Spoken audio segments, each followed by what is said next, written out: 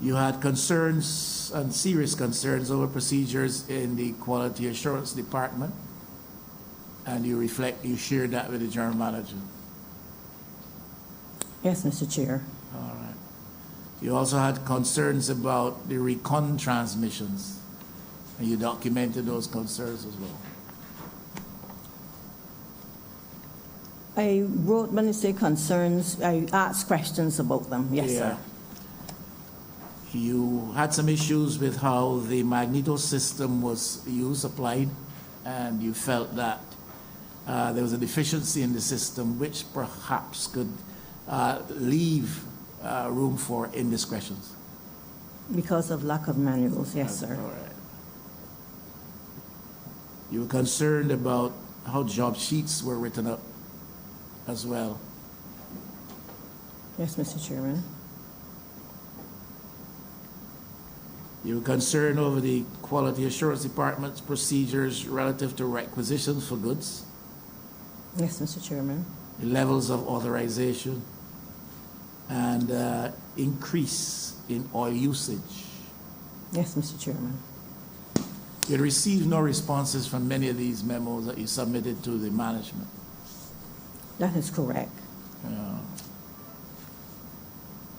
Even though I was told that they were being worked on, Mr. Chairman, verbally. You formed the opinion that there was need for more efficiency in the management at the Transport Board, in the Quality Assurance Department. The Quality Assurance Department, yes, Mr. Chairman. You felt that there was a view that you scrutinized things a bit too closely. I had said that against my auditing experience. I tried to make sure that all the procedures were in place. Yes, sir. Part of the motivation for your writing the numerous memos which you did to management was that you were attempting to cover yourself. That's to use Minister Jordan's words. And I would not say so. I know Mr. Minister Jordan said that, but sir, it was to improve the efficiency. Yeah, but there's nothing wrong with that. You want to cover yourself. But, if you think that things are a little bit out of whack, and I'm writing, and they're not responding, let me keep on writing, I have to cover myself. That is absolutely in order. You had concerns as well about the amounts spent on repairs. Yes, Mr. Chairman. All right. The other two matters, or three matters I have here is where we left off, and when I start to ask my questions today, that's where I will pick up. Okay, Well, we will now give the opportunity for members of the committee, if they have further questions, to so put them to you. We just simply ask that they don't all talk at the same time. Just a quick question. Minister Chair. Husbands. Just a quick question. I was Could you, looking. Sandra, are you speaking into the mic? Is it on? Not hearing me? I'm hearing you now. Hearing now? Yes. No, I just wanted to verify that we had received the various memos and so on that Ms. Sue Have we? had submitted. Did you in fact submit all that you had indicated you would, the documentation? Yes, Mr. And have you Chairman. received them all, Samblin? You can tell us what you have.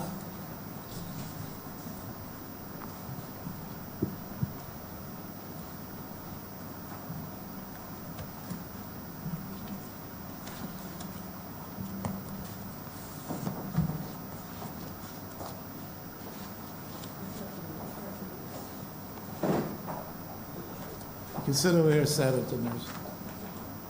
Consider where. Look. You all right down there? You're a bit close to Minister. Sit up here.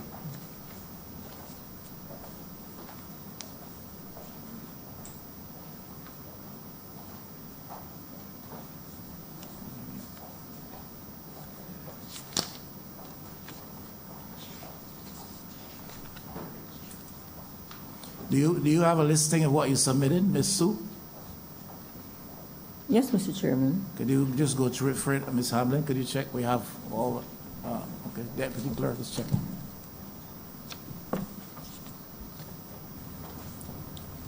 Memo dated FD 6017, all usage by the Quality Assurance Department. Memo dated April 13th, 2017. Hold a second. Yeah, yeah. Can I have to? Yes, please. Yeah, could you start again? Memo dated July 13th, 2017, all usage by the Quality Assurance Department. I don't have that. FD 60. Hold a second, we don't have that.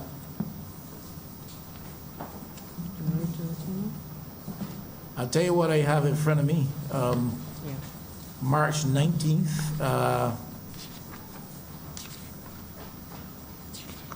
from you acting as general manager. This is to Mr. Kern Jemmett. And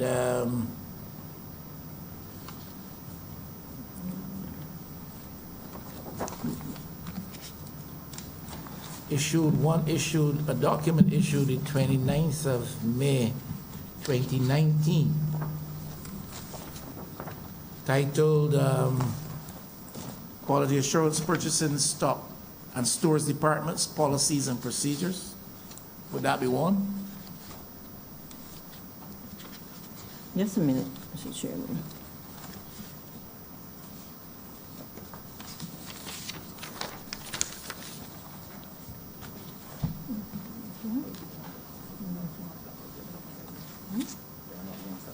Sure, these are the right ones. No, they come. Yeah, but you sure these are the right ones?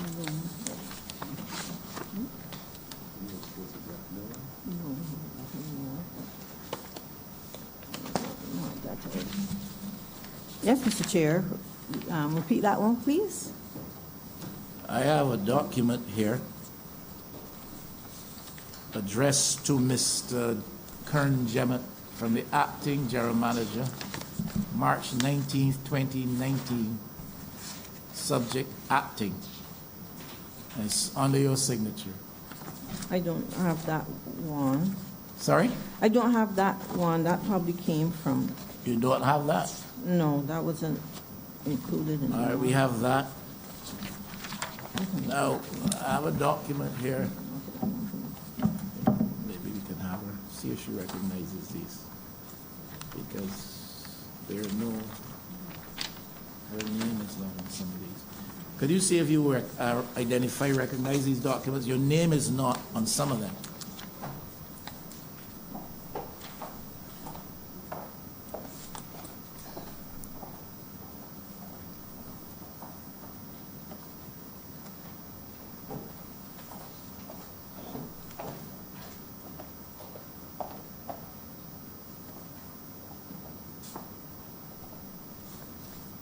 Are these what you're referring to? no, this one didn't, there, right. These didn't come from, right. No, Mr. Chairman, these weren't. Because these seem just to be policy, Right, I policy believe, right. documents. Those didn't come from me, but I have copied here, would have given the secretary okay. some, which she would have copied. Well, you after submitted me. your documents to whom? The secretary immediately after the meeting, the Well, last time I well, was not here. these, because these are just policy papers largely. Right, I gave these, sir, immediately after the meeting. Okay, could you just go through what you have there?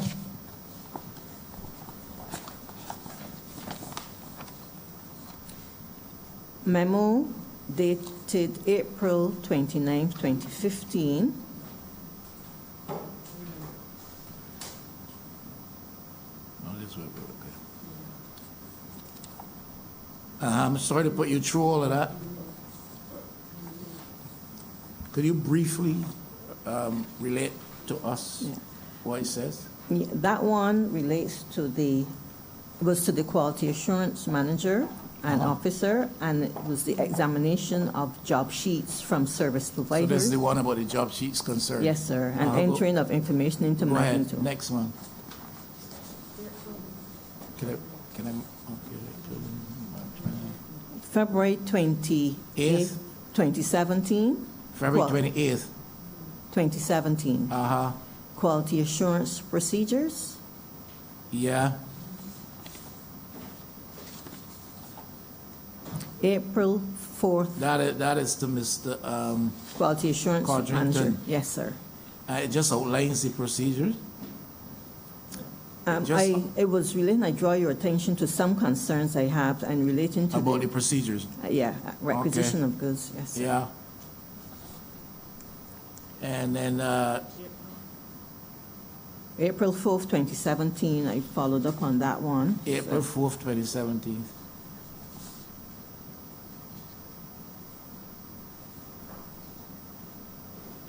Then I also That's about storage? start taking, next one, there are Stock two. taking. Yes, sir. Yeah. You have one for July 2017? July 13th, 2017, yes, sir.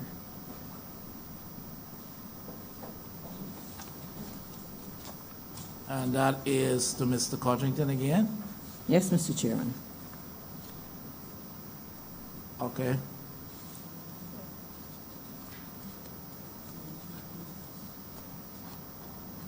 That was it? Yes, Mr. Chairman. All right, these should be the minutes. Let's see the minutes. Sorry, just to clarify for me, the one on July 13th to Mr. Codrington was on what topic? Oil usage by the quality Oil assurance. usage? That's July 13th? Yes, Mr. Chairman. This is them here? Okay, all right, we got the documents, Ms. Sue, thanks. You're welcome. Thanks, you guys. All right, any question or comment from anybody? The documents are available to us. To the committee, we have to get them to, they've not gone out to individuals, have they?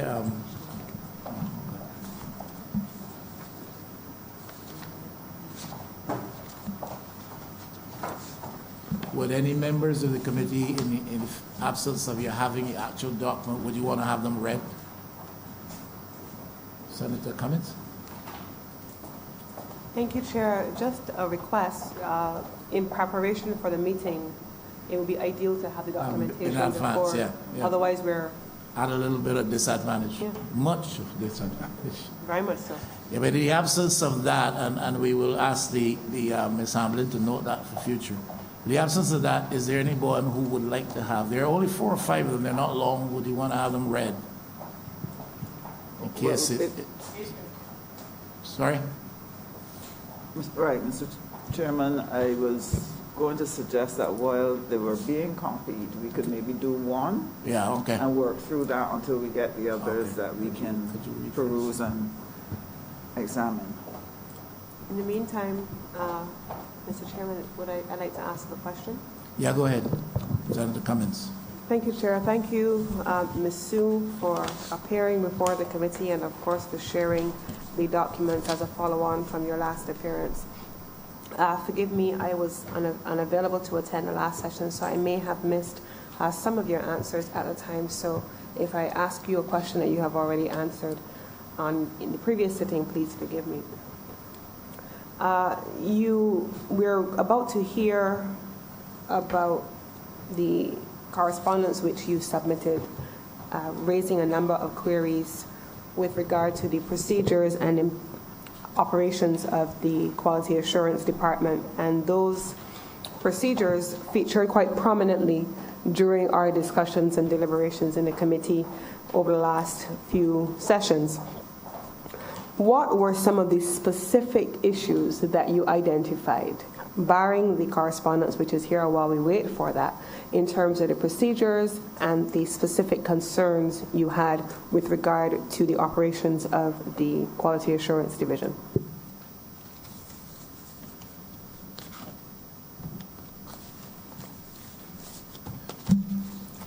The specific concerns, Senator, were primarily the procedures.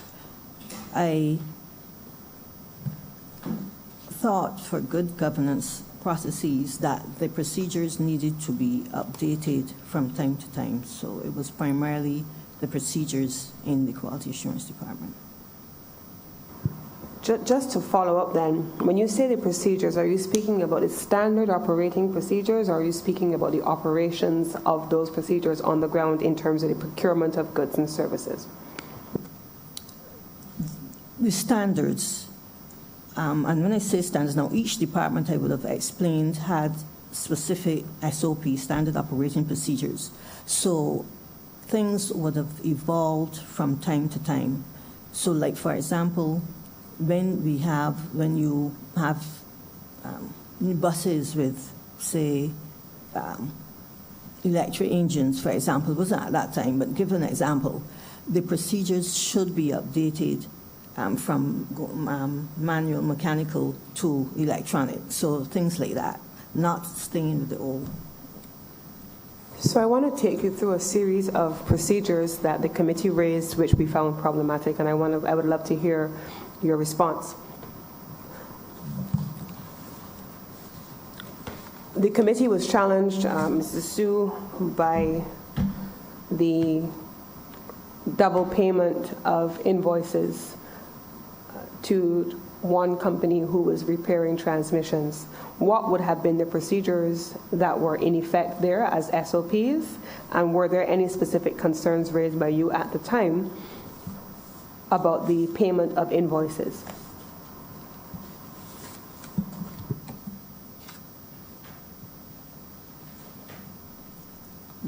The first part of the question, in terms of you just making sure that I got the question, if there were any concerns about the procedures for invoicing.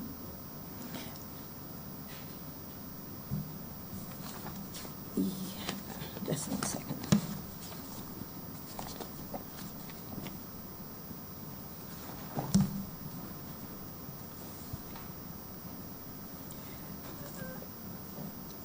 My concern would have been noted from the point of view of the level of authorizations. So, for example, I would have indicated, now we have a system that when a purchase order had to be authorized by specific persons, and then after the goods have been obtained, when they are received into the system. So I would have noted that, and also I had raised a concern when, in terms of your specific questions of double invoicing, when invoices or buses came back from service providers, I had recommended that they should be properly documented and there should be a system. I even said that you should have a board when a bus comes back, you know what bus came back in, and if it was repaired and noted like that. And I'm not sure that those procedures were in place. What was the procedure, Mrs. Sue, for the payment of invoices once received? Was there a requirement for the submission of an invoice, along with validation by the quality assurance work that the work was done, and then thereafter a process internal to the finance department that was followed? Could you walk us through those procedures, please? Yes, ma'am. From my understanding, invoices were received directly by the quality assurance department, who responsibility was to sign off on those invoices, having checked the buses, because the work should have been logged in quality assurance that the bus say went for transmission. So the invoices would have been received and go directly to quality assurance. They would have been checked by the management and signed off for the work that had been done and sent then to the finance department. On reaching the finance department, they are entered into PAC. My understanding is it could have been entered directly into PAC by the finance department clerk, or if the process of the Magneto system, which I had alluded to at my last session, if quality assurance had done the walkthrough of having a requisition and the supply of goods, it would have been entered at base in the quality assurance department. So then it is pulled into Magneto system and gets its way into PAC. So that's two ways. Now, so once the invoices are entered into PAC.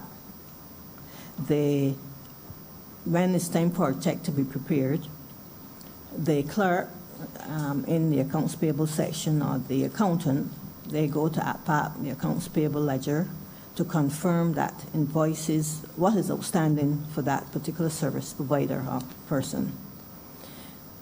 That person, having seen that information, prepares an accounts payable voucher highlighting the information on the voucher, bus number, the account, and along with that voucher, they attach the invoices and the check.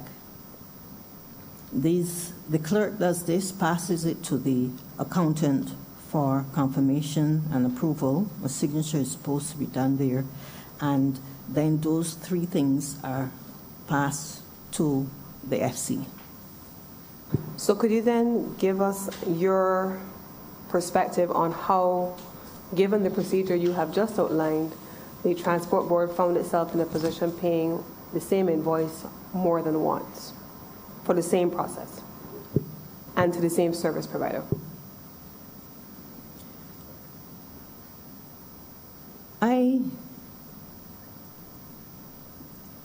From my understanding is that they would have been entered, the second invoice, for example, came sometime after. So I don't remember exactly, but one probably came in July and the next came in September, for example. The Quality Assurance Management would have submitted both of those, and the clerk in accounts payable would have entered the second one. It is possible, perhaps, that the first one might have been paid, because we would have been paying the service provider incrementally in batches. So when that first one came in, it might have been removed from the system. So that's my understanding, that they would have been submitted into finance by the Quality Assurance Management.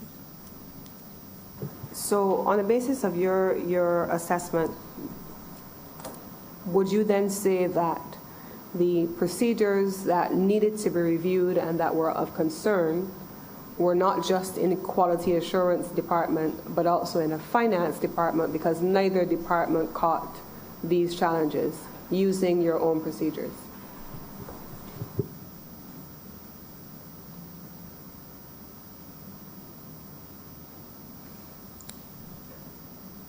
That is a fair assessment. That's a fair assessment, Senator. The procedures were there. However, my opinion is that also the persons going through PAC might have, on a review of invoices, might have detected something like this. But if there were different invoice numbers, but something should trigger if you see the same bus number and the same amount. So I am a little hesitant if it is the procedure. It could be vigilance. So let's move on for a moment onto another element of procedures and vigilance. There was a bus that was missing. Mm-hmm. We were unable to locate the bus. The bus, we were told in testimony before the committee, the bus had been written off and had been sold to someone who had procured the bus. There was no documentation recording either where the bus was or the sale of this bus.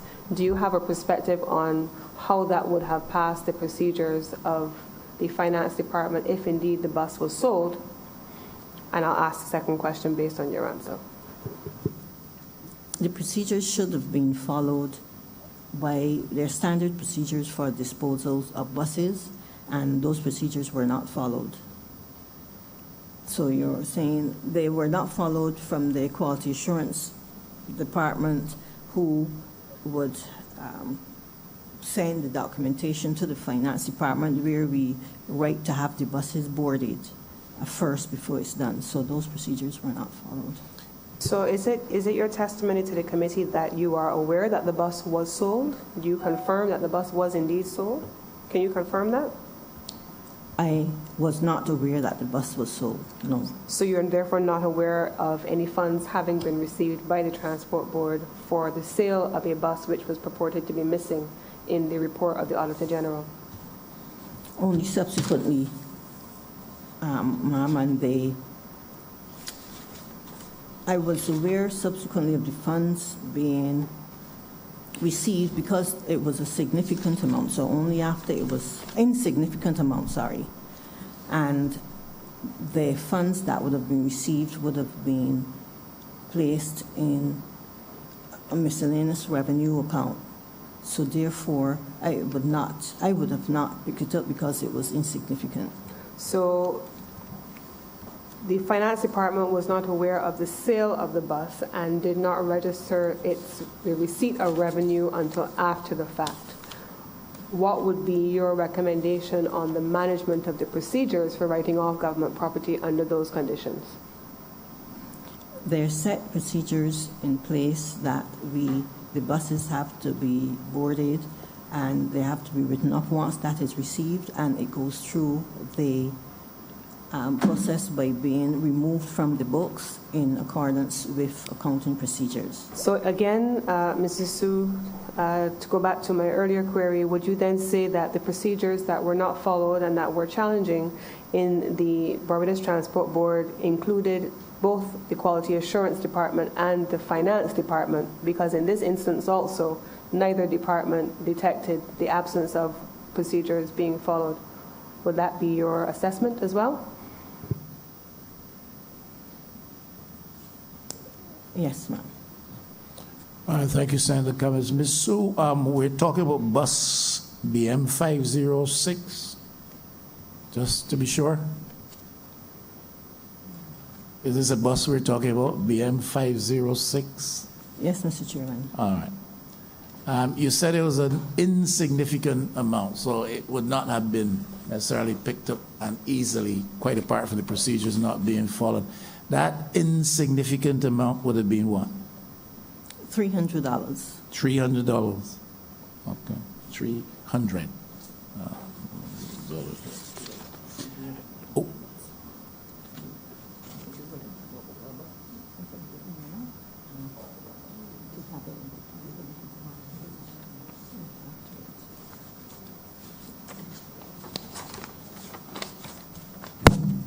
Sorry, Mr. Chairman. That's all right.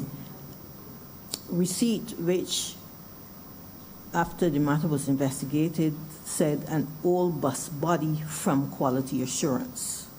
So it didn't even say a bus was sold. An old bus body. Yes, sir. That was what is on the receipt for $300. So the $300 is for the sale of an old bus body. Yes, Mr. Chairman. And the registration BM 506 is associated with that old bus body. The receipt did not say. Didn't specify. No, Mr. Chairman. So this could have been 605 or 509. There's nothing to indicate this is BM 506.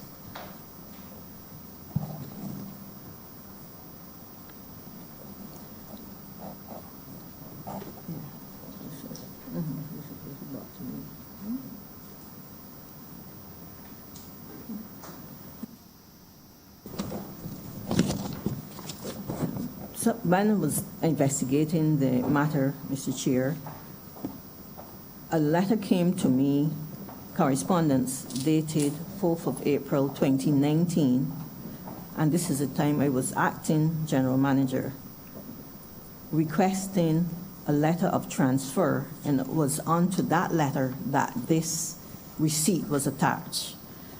So in part, the letter which I would copy said, "Dear Madam, on 27 February 2018, I purchased an old bus body, formerly BM 506. And this is the relation to 506. That came to you when you were acting as general manager? Yes, sir. And it came from, said Mr. Catlin, Catlin, his name? Yes, sir. Catwell, Catwell. Calvin Catwell.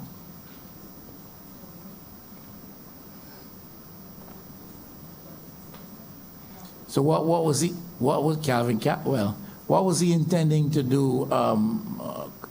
Make claim for the payment? What for the property? What was the letter intended to say to you? He requested a letter of transfer, Ownership. the transfer. Of He got the that? body. No, this was when I asked Mr. Kern Gemont, who was the acting quality assurance manager, to investigate it. Uh-huh.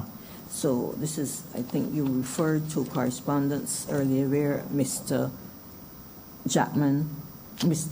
Gemont investigated, and he responded to me on May 14th, 2019. So pursuant to Mr. Catwell's letter, you asked Mr. Gemont to investigate. Is what you're saying? Yes, sir, because I was not aware, yes. Okay, and the outcome from that? The email was sent to me. Upon investigation of this matter, no evidence has been found that the bus was boarded or that correct procedure was followed.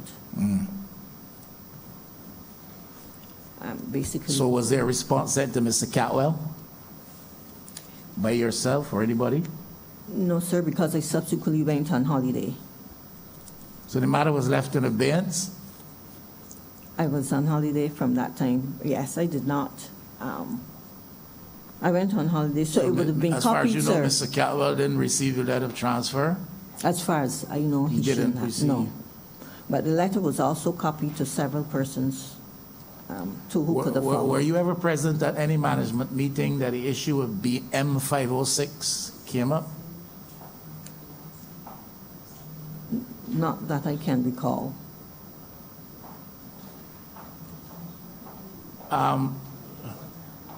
Are you aware of, privy to, any other possible explanation given as to what befell BM 506, apart from the issue relating to Mr. Catwell?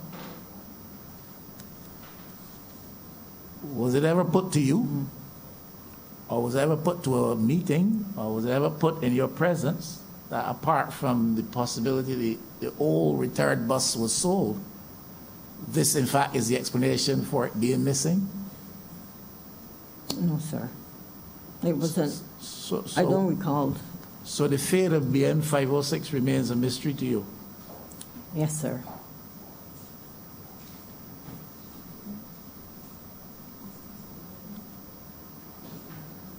Yes, Ms. Minister Husbands? I just wanted to query something in what you just shared with the chairman. And I want to go back to a previous question that was asked by Senator Cummings. On the matter of the receipt, you said that all the receipt said was that it was an old bus body for $300. That is correct, Minister. So who would have prepared that receipt? A cashier in the finance department. And was any backtracking done to indicate what she used to trigger the receipt? What documentation was brought to her to trigger that?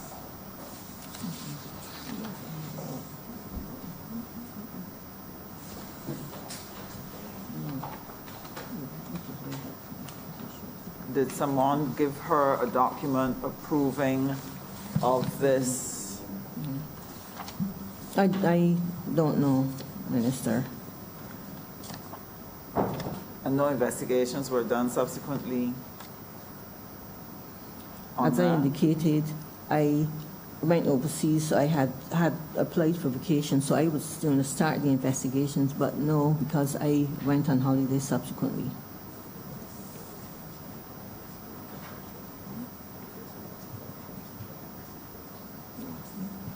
Okay, we'll And probably let's come. just remind my attorney outside, when I got the letter, this is why I sent to Mr. Gemon, which Right. I'm repeating, to investigate it, because when Mr. Catwell bought the letter for me, I sent then to Mr. Gemonton Quality Assurance Department to investigate the matter. You understand? Okay, and he said that he had not seen any evidence of boarding and no evidence of a sale? That's correct. So the $300 I referred to was attached to the correspondence which I received from Mr. Catwell. The receipt for the $300 was attached to that Yes, correspondence? Yes.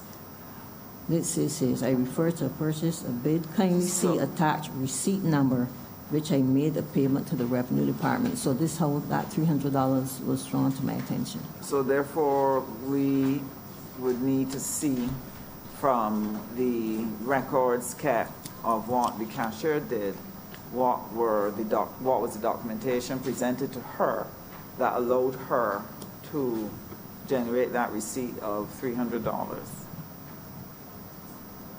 I don't have any knowledge of that. Documentation presented to her. I didn't get to investigate Investigate that. that? No. Okay.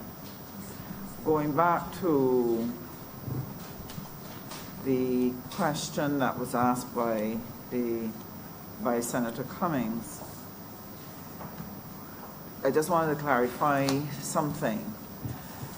You had said that you seem to have two procedures for handling invoicing. That there was one that went straight through the PAC system, and then there was another one. Magneto system. So everything went through the Magneto system. It was supposed to. The Magneto system was an interdepartmental system, as I said, web-based. So quality assurance would have the information would have originated with quality assurance, indicating that the bus went for repairs. So that would have been the Magneto system. This is what is done. It would have come through, and accounts pull that into APAC. Okay, so help me to understand. With the Magneto system, quality assurance would enter the data, Yes, ma'am. and then the accounts officer would pull that information from that system and prepare the check accordingly. Pull the information into APAC, yes. So it gets into the accounts payable aspect of APAC. Yes. So my understanding is, based on what you'd said last time, that the Magneto system did not allow for double invoicing, that it had a built-in mechanism that would alert that there was something wrong with this particular invoice. That was my understanding. No, No, it doesn't do right, that? because I stress, no, Minister, because there were refresh no, my memory. right, because there were no manuals, I kept saying, I could not give an account of the Magneto system. Persons learned it by rote. The officer came in who wrote the system, and he spoke to the clerks, so the clerks in Quality Assurance Department, they put the information in. So I don't know. Sorry, so you're saying then that the Magneto system allowed for double invoicing, that it would not pick up if double invoicing had taken I'm place? saying I don't know, Minister. So I'm not saying that it would pick up, I would not pick up. I'm not qualified to speak to it. Okay. With the issue of the double invoicing,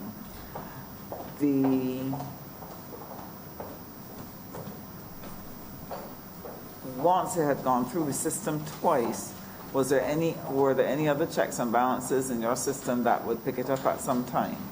Or would it only be picked up when the Auditor General's office did an audit? Was there any other check in your system? After this was highlighted, by which time an internal auditor had been employed, he was tasked with the responsibility of running through the system to ensure that the correct steps and procedures were taken so as to avoid something like this happening again. So you're saying then that beyond auditor who went through to make sure it didn't happen again, you did not have anything else in your system that would have alerted that this had occurred? That this, in other words, how was this picked up then? How was that double invoice picked up? Was it only picked up in the special audit, only picked up when your internal auditor highlighted it? How was it picked up?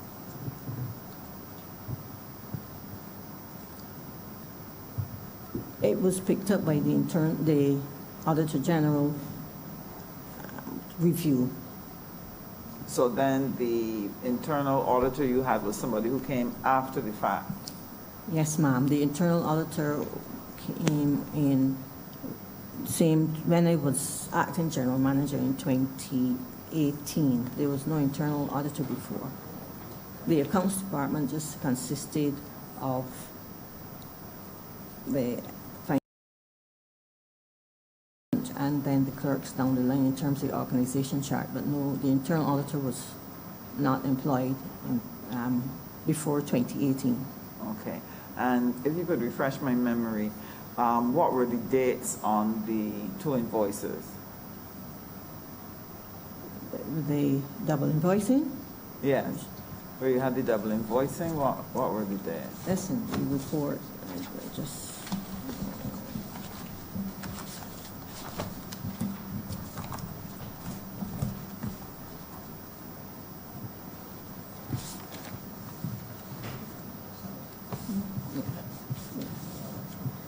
The invoice dates for the 4 invoices were September 23rd, 2014. September 23rd, 2014. Mm-hmm. May 13th, 2014. Mm-hmm. August 11th, 2014. And May 4th, 2016.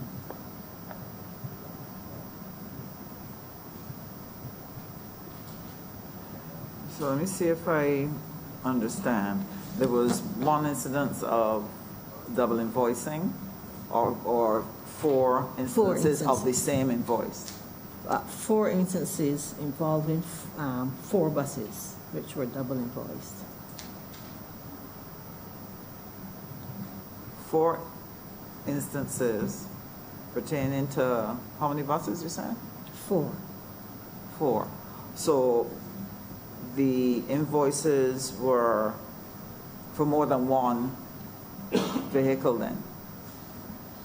No, so for example, BM 29,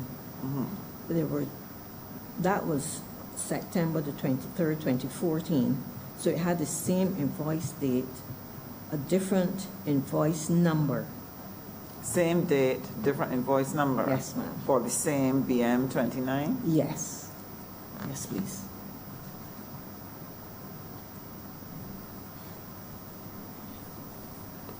And who would be the person then who would have signed off on those? Because if you had 2 invoices for the same date, and that date reflected when the invoice was written,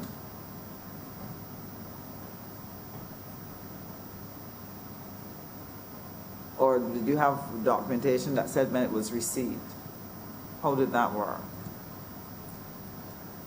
I don't have the invoices with me, but the invoices were being signed off by either the quality assurance manager or the quality assurance officer or both. And they would have been presented for the same time? That's not my understanding. I think they were presented subsequent to each other.